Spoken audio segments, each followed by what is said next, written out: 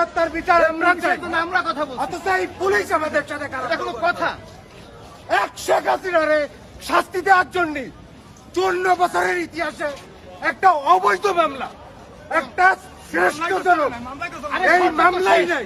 না সরকার তো না বিষয়টা তো এই মামলাই নাই। এই মামলার যে ইনগ্রেডিয়েন্টস, সেই ইনগ্রেডিয়েন্টস অনুযায়ী এ মামলা হতেই পারে না। আয়োগ কোন মামলায় আসামি অ্যারেস্ট করেছে? আরো তো আছে এই ফরেনসিক রিপোর্টে যে 244 জন পাওয়া গিয়েছে, তাদের শুধুমাত্র ইনগ্রেডিয়েন্টস হচ্ছে ভিডিও, অন্য কোনো আইপি লিঙ্ক, আইএমই, মেটাডাটা কোনো কিছু নাই। তাহলে হুয়ার দে আসামি, তারা কিভাবে আসামি? আরো তো বিষয় আছে যে এই সরকার উৎখাতের জন্য সেই সরকার কি আছে? মামলাটা হয়েছে তত্ত্বাবধায়ক সরকারের বিপক্ষে। আজকে তত্ত্বাবধায়ক সরকার 18 মাস পর একটা নির্বাচন শেষ করে একটা নির্বাচিত সরকার, তাহলে তো ওই মামলার মূল মেরিট শেষ হয়ে গেছে।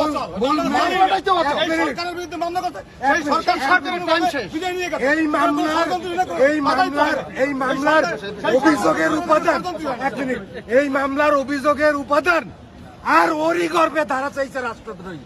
অভিযোগ হচ্ছে আপনার সাইবার ক্রাইম,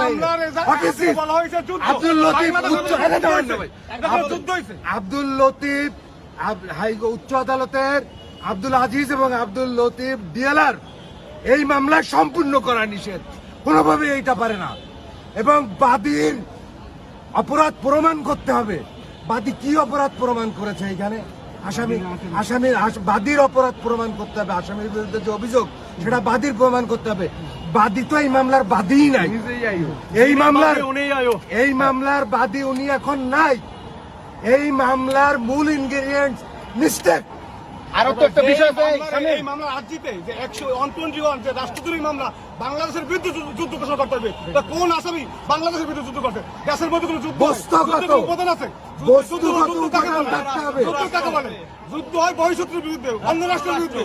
বাংলাদেশের মানুষ বাংলাদেশের মধ্যে ওই কি যুদ্ধ করলো? এই মামলার মধ্যে নাই। মামলা কার্যত অচল। এই মামলাতে সরকারের বিরুদ্ধে বলা হয়েছে সেই সরকার সুষ্ঠুভাবে একটা নির্বাচন দিয়ে সেই সরকার বাদী কোনো আলামত উদ্ধার করে না। কার্যত অচল, এই মামলা চলে না। বাদী একটা যুদ্ধ বলতে গেলে বস্তুগত, যুদ্ধ বলতে গেলে বস্তুগত উপাদান লাগে। এই 121 ক 124 হচ্ছে সশরীরে যুদ্ধ করা লাগবে। কোন ঊর্ধ্বতন কর্মকর্তা প্রেসিডেন্টকে গায়ে হাত দিতে হবে, টাচ করতে হবে।